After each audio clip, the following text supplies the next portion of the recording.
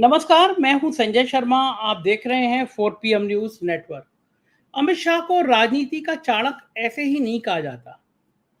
शतरंज बिछाते हैं और पता होता है कि उनको कि वजीर को कहां कैसे चलना है। पता होगा कि घोड़ा जब 2.5 घर चलेगा तो कौन सा प्यादा पिटेगा, और हाथी कैसे सीधे चलता है और ऊंट कैसे टेढ़े चलता है। इसी शतरंज की चौसर को अमित शाह ने उत्तर प्रदेश में सजाया है। बलिया से लखनऊ तक, लखनऊ से नोएडा तक, किसी भी भारतीय जनता पार्टी के कार्यकर्ता से दिल की बात पूछ लीजिए। अगर वो आपका दोस्त है तो बता देगा, वरना तो भारतीय जनता पार्टी में किसी की बताने की हिम्मत नहीं है। अमित शाह का नाम आते ही सबके पसीने आ जाते हैं। किसी भी नौकरशाह अगर आपका दोस्त है तो पूछ लीजिए, पत्रकार है तो पूछ लीजिए। ये चर्चा महीनों से चल रही है कि अमित शाह आखिर यूपी में करना क्या चाहते हैं। अमित शाह और योगी के रिश्ते कितने खराब हैं मुझे बताने की जरूरत नहीं है। बीच में तो दोनों की संवादहीनता थी। और लड़ाई बिल्कुल ठीक है, राजनीति में होनी भी चाहिए कि भाई मोदी के बाद कौन। अमित शाह ने पूरा जीवन कुर्बान किया है मोदी जी के लिए, और एक एक चीज ऐसी है जो पता है कि मोदी जी ने जो किया, अमित शाह ने जो किया, दोनों की बातें एक दूसरे को पता है। तो राजनीति के ऐसे दौर में जब दोनों को एक दूसरे के राज पता है, तो स्वाभाविक है अमित शाह को लगता है कि मैं ही इनका उत्तराधिकारी हूं। लेकिन इस बीच योगी की टीम ने, योगी के करीबियों ने पिछले 1 डेढ़ 2 साल से कहना शुरू किया कि मोदी के बाद योगी। और इसमें भी कोई दो राय नहीं। योगी ने अपना पिछले 2 सालों में जितना विस्तार किया, उत्तर प्रदेश के बाहर के राज्यों में जिस तरह योगी की डिमांड बढ़ी, योगी भीड़ जुटाने वाले नेता बने, हिंदुत्व के फायर ब्रांड चेहरा बन गए। मैं सिद्धांततः बुलडोजर के एकदम खिलाफ हूं। मैं मानता हूं कि बुलडोजर नीति भारत के संविधान की हत्या है। जब अदालतें कुछ देखना बंद कर दें, कुछ कहना बंद कर दें, तो बुलडोजर चलने लगते हैं। कुछ अदालतों ने कहा भी है कि बुलडोजर से निदान नहीं हो सकता, लेकिन राजनीति के वोट हासिल करने के लिए बुलडोजर एक बड़ा माध्यम बन गया। योगी आदित्यनाथ का जो बुलडोजर मॉडल था वो देश के अन्य अन्य राज्यों में अपनाया जाने लगा। लेकिन जो शुरुआत कर दे, योगी आदित्यनाथ ने शुरुआत करी तो वो ब्रांड बन गए। इस बीच में यूपी के कुछ ठाकुर बाहुबली थे। आप किसी भी जने से पूछेंगे तो वो कहेगा कि बाहुबलियों में वर्गीकरण किया गया, मुसलमान बाहुबली निपटा दिए गए और ठाकुर बाहुबलियों को संरक्षण दिया गया। ये आम चर्चा है। बड़े बड़े ठाकुर बाहुबली योगी आदित्यनाथ के करीबी माने जाते थे। मैं कुछ का नाम अभी आगे चर्चा में लूंगा। और था भी प्रत्यक्ष अप्रत्यक्ष नौकरशाही उन ठाकुर माफियाओं को, उन ठाकुर बाहुबलियों के संरक्षण देती थी। और जो पीठ है जिससे योगी आदित्यनाथ आते हैं वो क्षत्रियों की पीठ कहलाती भी है। हालांकि सभी धर्म के लोग उसमें, सभी जाति के लोग उसमें आते हैं, बहुत मान्य पीठ है वो, लेकिन वो बेसिकली क्षत्रियों की पीठ कहलाती है। इस बीच में जब 2024 की रणबेरी बजने लगी तो सवाल उठने लगा कि क्या अगर भारतीय जनता पार्टी 300 पार हो गई तो योगी आदित्यनाथ को हटा दिया जाएगा। और फिर बात यह भी होने लगी कि योगी आदित्यनाथ क्यों चाहेंगे कि उनको हटाया जाए। लोग ये भी चर्चा करने लगे, योगी आदित्यनाथ ने थोड़ा सा निगाह टेढ़ी करी और भारतीय जनता पार्टी यूपी में 40 से कम आ गई। ये हो जाएगा। पश्चिमी उत्तर प्रदेश जहां पहले चरण का चुनाव था वहां ये दिखाई देने लगा। ठाकुरों की रैली होने लगी। पुलिस प्रशासन ने पीठ मोड़ ली, एक तरह की पीठ मोड़ी ली, वरना पुलिस 10 लोगों को इकट्ठे ना होने दे। जो उत्तर प्रदेश की पुलिस लाठियां चलाने में, टांग पर गोली मारने में माहिर हो, वो पुलिस खामोशी से बैठ कर देखती रही कि कहां कहां ठाकुरों की रैली हो रही है। और उन ठाकुरों की रैली में नारे लगने लगे, अगर योगी को बचाना है तो मोदी को हराना है। क्षत्रियों के युवाओं, क्षत्रियों के व्हाट्सएप पे मैसेज चलने लगा कि योगी को बचाना है तो मोदी को हराना है। और ये मैसेज चलने लगा क्षत्रियों के बीच में कि मोदी संसद को क्षत्रिय विहीन करना चाहते हैं। इस बीच में गुजरात में उनके मोदी के मंत्री रूपाला ने क्षत्रियों के सम्मान के खिलाफ बयान दिया और पूरे देश में क्षत्रियों के गुस्से का पारा हाई हो गया। अमित शाह ने जब पहले चरण का चुनाव देखा तो उनको समझ आया कि योगी अब या तो समझाना नहीं चाहते या योगियों के समझाने से क्षत्रिय मान नहीं रहे हैं। फिर जब ये राजनीति में देखिए कोई किसी चीज की पुष्टि नहीं करता, मतलब प्रमाण नहीं होते, ये सब राजनीतिक गलियारों से छन छन कर आ रही खबरें होती हैं जो मैं आपको बता रहा हूं। फिर अमित शाह ने बाहुबलियों की लिस्ट बनाई। उसमें एक बाहुबली थे अभय सिंह, मुख्तार अंसारी के दोस्त। भारतीय जनता पार्टी के जो विधायक कृष्णानंद राय की हत्या हुई थी, उसमें एक वीडियो वायरल हुआ था, ऑडियो वायरल हुआ था, जिसमें अभय सिंह की मुख्तार अंसारी की बातचीत थी और ये कहा गया कि अभय सिंह की बातचीत है, अभय सिंह ने कहा चोटी काट ली गई। तो अभय सिंह भारतीय जनता पार्टी की सरकार में हिट लिस्ट पर थे, एसटीएफ के लोग उनके पीछे लगे हुए थे। और इस बीच में कहा जाता है कि डिप्टी सीएम ब्रजेश पाठक ने अभय सिंह से बात करी और अभय सिंह को बात करने के बाद अमित शाह से कहा गया कि एक बाहुबली आपसे मिलना चाहता है, भाजपा की शरण में आना चाहता है।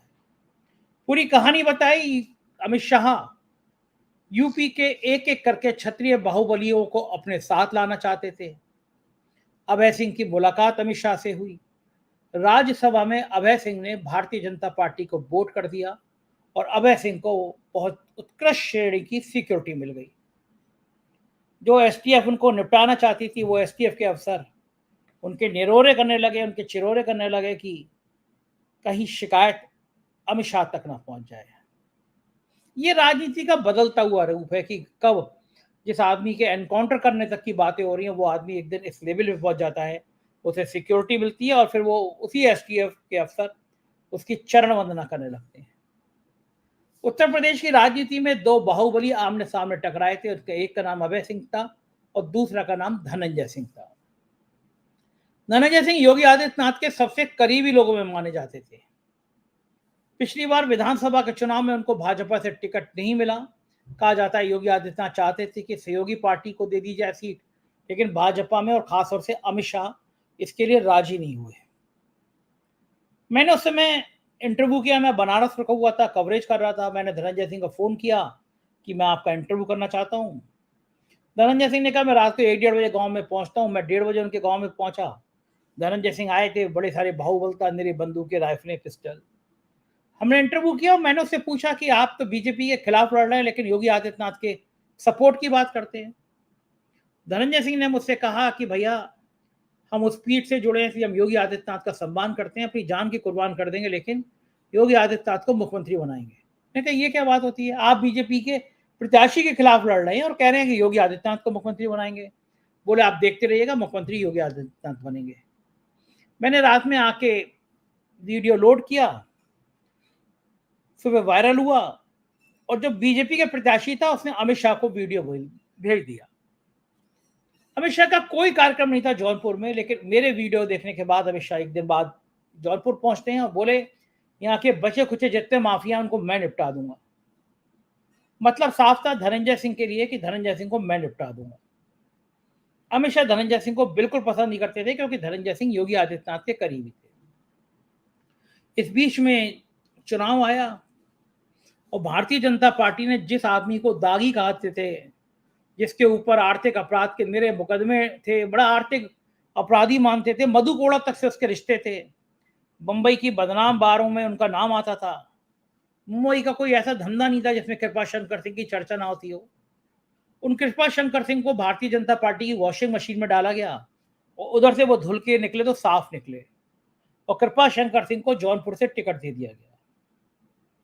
उससे पहले धनंजय सिंह जेडीयू में लल्लन सिंह के दाएं बाएं घूमते थे, मोदी जी की खासी आलोचना करते थे, क्योंकि तब उनको लगता था जेडीयू के खाते में सीट चली जाएगी। और फिर बाद में जब जेडीयू से मामला नहीं बना, लल्लन सिंह से मामला नहीं बना, तो वो अलग हुए और उस बीच में एक अपहरण कांड में उनको जेल भेजा गया क्योंकि मामला बड़ा सुर्खियों में आ गया था और अदालत से अप्रत्याशित रूप से 7 साल की सजा हो गई थी। सब मान रहे हैं कि सजा बड़ी रहस्यमय तरीके से हुई और धनंजय के समर्थकों ने माना कि अमित शाह के इशारे पे एक सजा की गई।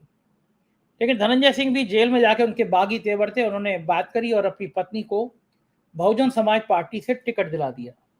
सोशल मीडिया में बड़ा इनकलाब कर दिया गया। उनकी पत्नी के समर्थन में हजारों लोग आ गए। ये माना गया कि धनंजय सिंह चुनाव लड़ेंगे तो फिर बीजेपी तो निश्चित हारेगी। मुकाबला समाजवादी पार्टी के प्रत्याशी बाबर सिंह कुशवाहा और धनंजय के बीच होगा। अमित शाह चाहते थे जौनपुर जीती जाए और धनंजय सिंह को ठीक किया जाए। सबसे बड़ा डॉन कौन? अमित शाह यूपी में स्थापित करना चाहते थे कि मुझसे बड़ा डॉन कोई नहीं। लिहाजा बताया जाता है, सूत्र बताते हैं कि धनंजय सिंह को बरेली जेल में संदेशा फैलाया गया कि लॉरेंस बिश्नोई के कुछ शूटरों ने आपका नाम लिया है। और यह भी पता चला इंटेलिजेंस को कि वास्तव में लॉरेंस बिश्नोई के कोई शूटर धनंजय सिंह के संपर्क में थे। हालांकि इस बात का कोई प्रमाणिक आधार नहीं है, लेकिन ये बात इंटेलिजेंस के कुछ अफसरों ने बताई। और धनंजय सिंह से कहा गया कि अगर चुनाव लड़ने की प्लानिंग करी तो नतीजे बहुत खतरनाक होंगे। और इस मैसेज के बाद धनंजय सिंह के सारे तेवर ढीले पड़ गए। धनंजय सिंह समझ गए कि अभय सिंह को सिक्योरिटी मिल गई, उनके जानी दुश्मन को।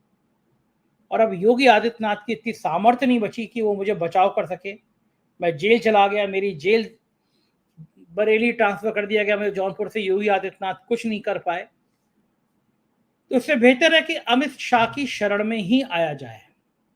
और बताया जाता है कि धनंजय सिंह अपनी पत्नी जो जिला पंचायत सदस्य हैं उनके साथ अमित शाह के पास गए, 1 घंटे मुलाकात की। और धनंजय सिंह ने कहा, मुझसे जो गलतियां हुई उनको मुझे क्षमा कर दीजिए, मैं तन मन धन से भारतीय जनता पार्टी को सहयोग करूंगा, बस मुझे सिक्योरिटी दे दीजिए, मेरी पत्नी के नाम सिक्योरिटी कर दीजिए, क्योंकि हाई कोर्ट में निर्देश है शायद उनको सिक्योरिटी नहीं मिल सकती। और बाद में मुझे एमएलसी या कहीं समायोजन हो जाए मेरा। और बताते हैं कि अमित शाह ने इसके लिए हाँ भट कह दी। उसके बाद योगी आदित्यनाथ का एक और करीबी अमित शाह की शरण में चला गया। और कल धनंजय सिंह ने ऐलान कर दिया कि वो भारतीय जनता पार्टी को सपोर्ट कर रहे हैं। हम औरों की तरह नहीं कि हम तटस्थ हैं। हम यहाँ पर आप लोगों को यही आग्रह करेंगे कि प्रदेश में एक अच्छी सरकार चल रही है, आप लोग भारतीय जनता पार्टी को वोट करें, समर्थन करें। और ऐसा नहीं, हम लोगों की लड़ाई सरकारों। ये धनंजय सिंह आज हम चुनाव में हम औरों की तरह नहीं कि हम तटस्थ हैं। हम यहाँ पर आप लोगों को यही आग्रह करेंगे कि प्रदेश में एक अच्छी सरकार चल रही है, आप लोग भारतीय जनता पार्टी को वोट करें, समर्थन करें। और ऐसा नहीं, हम लोगों की लड़ाई सरकारों। प्रदेश में एक अच्छी सरकार चल रही है, आप लोग भारतीय जनता पार्टी को वोट करें, यह धनंजय सिंह का कहना है। कुछ दिनों पहले तक कह रहे थे कि मुझे षड्यंत्र के तहत भेजा गया है। जब बसपा से टिकट मिला तो दावा था कि हम भाजपा की ईंट से ईंट बजा देंगे। और अब कह रहे हैं कि भाजपा की एक अच्छी सरकार चल रही है। हमारे साथ बातचीत करने के लिए राशिद जहीर हैं, एक एक सीट पे बहुत करीबी निगाह रखते हैं, बहुत अच्छी जानकारी रखते हैं।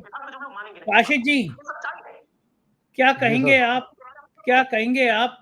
कुछ दिनों पहले तक ईंट से ईंट बजा रहे थे, अमित शाह ने थोड़ी चूड़ी कसी तो कहने लगे कि प्रदेश में एक अच्छी सरकार चल रही है। लेकिन बड़ा सवाल ये, अमित शाह इस तरह बाहुबलियों को बुला क्यों रहे हैं? क्या ये 5 तारीख के बाद योगी आदित्यनाथ की दिल्ली रवानगी की तैयारी है? योगी आदित्यनाथ अगर 300 से ज्यादा सीटें मिली तो क्या दिल्ली जाएंगे या गोरखपुर जाएंगे? और 200 से कम सीटें मिली तो फिर योगी आदित्यनाथ का जलवा होगा। लेकिन अमित शाह ये यूपी के ठाकुर माफियाओं के संग कौन सा खेल खेलना चाह रहे हैं?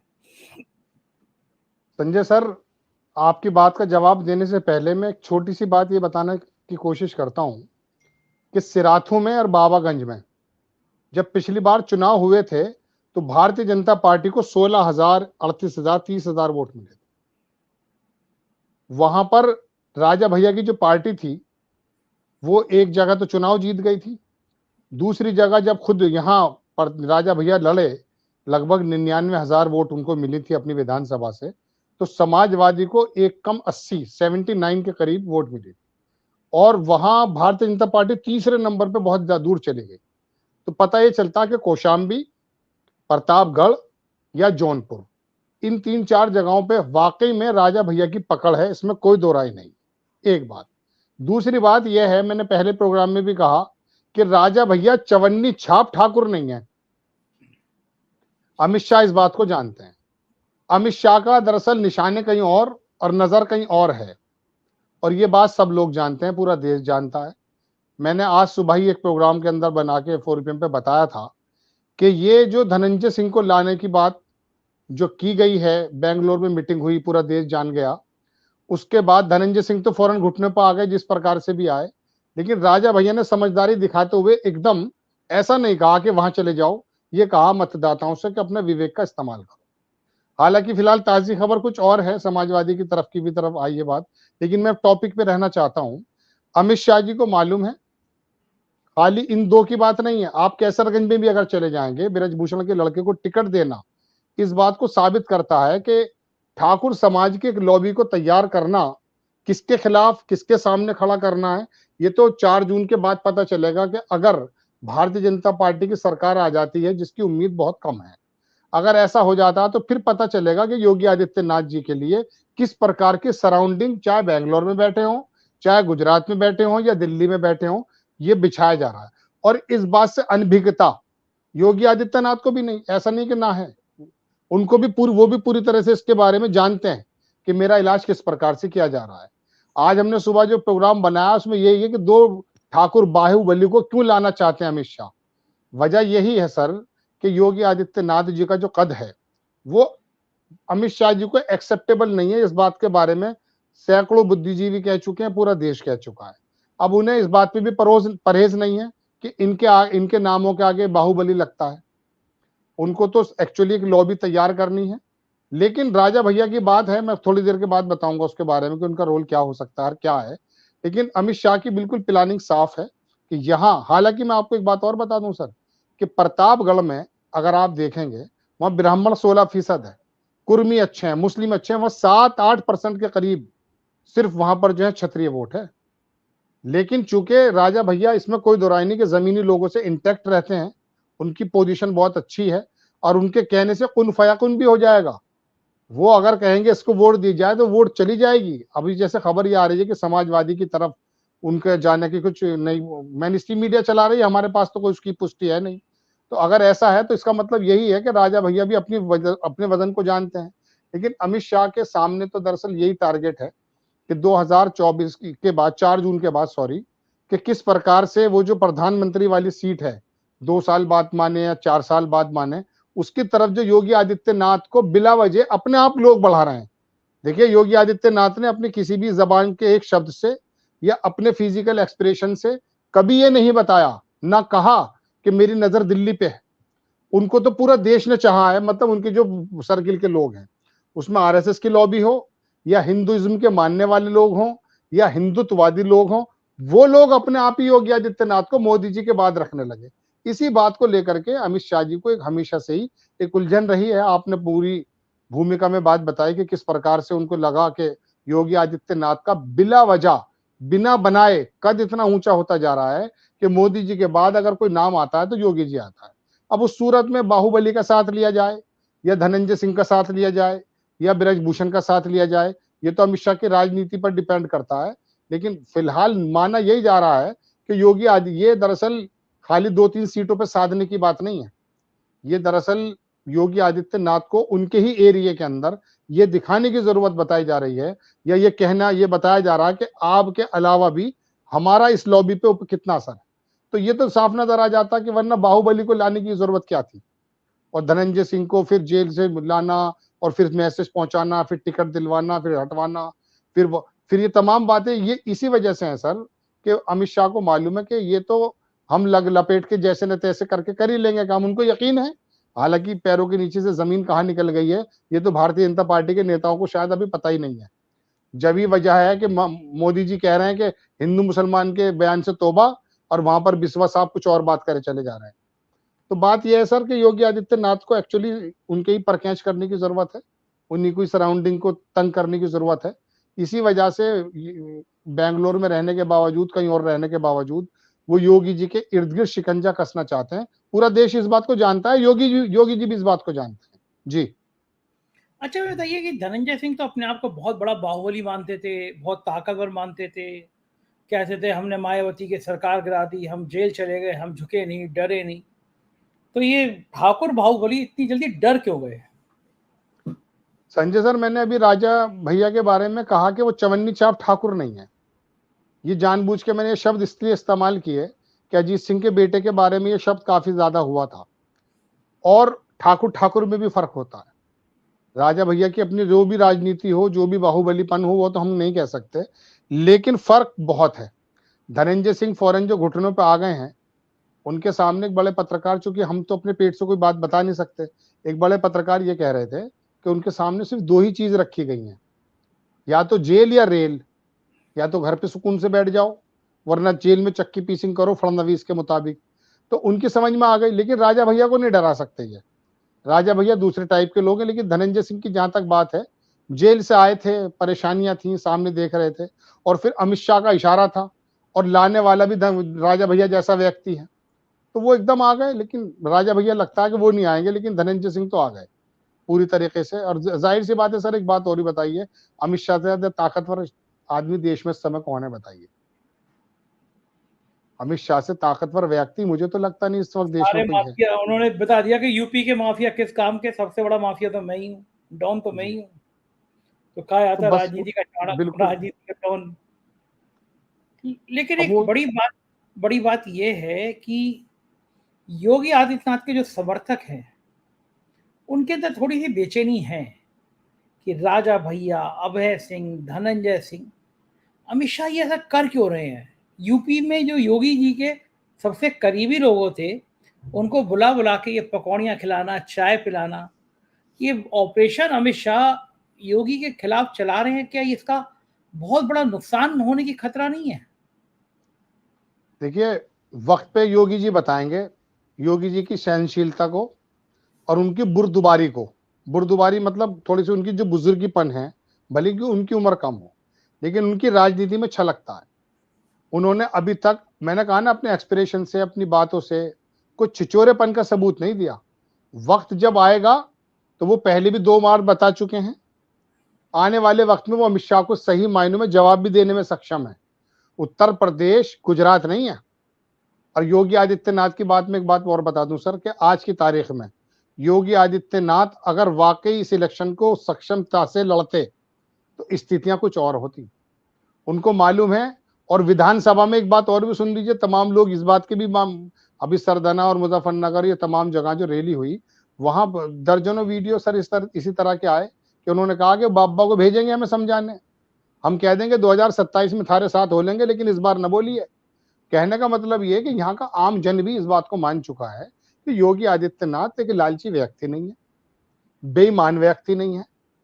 ठीक है, उनकी एक राजनीति अलग है, वो प्रोसिक्यूशन करते हैं, वो बात अलग है, मुस्लिम वर्ग को वो विलन बना के सामने बात करते हैं, लेकिन उसके बावजूद भी उनके शासन चलाने में कहीं भी कोई डगमगाने वाला कदम नहीं है। और जब आएगा ना वक्त सर, तो अमित शाह को पता चल जाएगा कि 100 सुनार की एक लुहार की क्या होती है। वो बराबर सुनार की तरह जो है शिल्पकार बन रहे हैं और छोटी छोटी चोट मार रहे हैं। वो आएगा, अरे की चोट मारेगा। विधाता फिल्म आई थी सर, उसके अंदर दिलीप कुमार के बारे में मदनपुरी ये शब्द बोलता है, क्योंकि वो वहां पे जबरदस्त हीरो थे। तो वो आएगा और एक ही चोट मारेगा सर।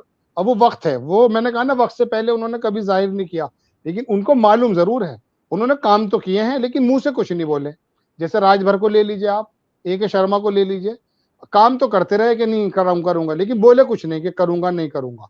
तो जब वक्त आएगा, अमित शाह को करने तो कितनी भी बात है, ये उत्तर प्रदेश का मुख्यमंत्री है, ठाकुर है, और इसने बिल्कुल साफ कहा कि मैं तो चला जाऊंगा अपने मठ। आप अगर मुझे हटाना चाहते हैं, केंद्र के लॉलीपॉप देना चाहते हैं, तो मठ चला जाऊंगा। और मठ नहीं जाएंगे, ये पहले भी मठ की बात कर रहे थे, इन्होंने आसपास 14 कैंडिडेट खड़े कर दिए थे, पुराने वक्त की बात है। ये मठ नहीं जाते, ये तो अड़ जाते हैं। ये तो 100-150 विधायक मैंने आपसे पहले भी अर्ज किया था, जब BL संतोष के पास पहुंचे थे, और मुख्यमंत्री बनने से पहले इनको मालूम नहीं था कि 100 विधायक इनके कांटेक्ट में थे। ये तो आज की तारीख में भारतीय जनता पार्टी की भी 2 फाड़ करने की ताकत रखते हैं। और योगी आदित्यनाथ की तरफ ओरिजिनल भारतीय जनता पार्टी जाएगी, ये भी सुन लीजिए।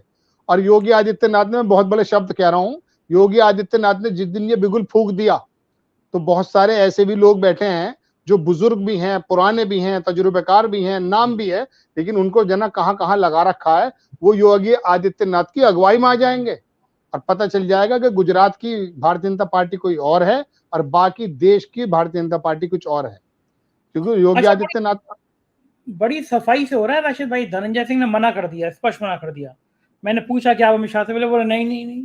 लेकिन तमाम टीवी, तमाम अखबारों में खबर छपी है धनंजय सिंह मिले। असल में एक डर यह भी है कि धनंजय सिंह को अभी 7 साल की सजा हो रखी है, तो अमित शाह इस बात से भी परहेज होंगे कि मीडिया कहेगा, चुनाव से पहले कहेगा भैया आप 400 पार आ रहे हो तो जिसको 7 साल की सजा से मिल क्यों रहे हैं आप। अब शायद 2 दिन बाद वहां प्रधानमंत्री की रैली है जौनपुर में। तो जहां तक मेरे सूत्र हैं वो बता रहे हैं कि उनकी पत्नी जो जिला पंचायत अध्यक्ष हैं वो बीजेपी में चली जाएंगी। धनंजय सिंह को नहीं बुलाया गया है क्योंकि ये कहने का मौका ना मिले कि एक अपराधी 7 साल की सजा का अपराधी हमारे साथ है। लेकिन क्या पता तो है ये सबको, धनंजय सिंह ज्वाइन करें या बीजेपी उनकी पत्नी ज्वाइन करें, पता तो है ये भाई सबको कि है तो एक ही, पति पत्नी अलग नहीं है। क्या इससे भारतीय जनता पार्टी की साख पे सवाल खड़ा नहीं होता कि आप अपराधियों का खुलेआम ऐसा साथ ले रहे हैं? संजय सर, साख की परवाह तो देखिए योगी आदित्यनाथ को है, अमित शाह का तो है नहीं। अगर अमित शाह जी को होती साख की परवाह तो अब से पहले बहुत सारे काम वो ऐसे कर चुके हैं। ब्रजभूषण के लड़के को टिकट देने में किसका काम है बताइए?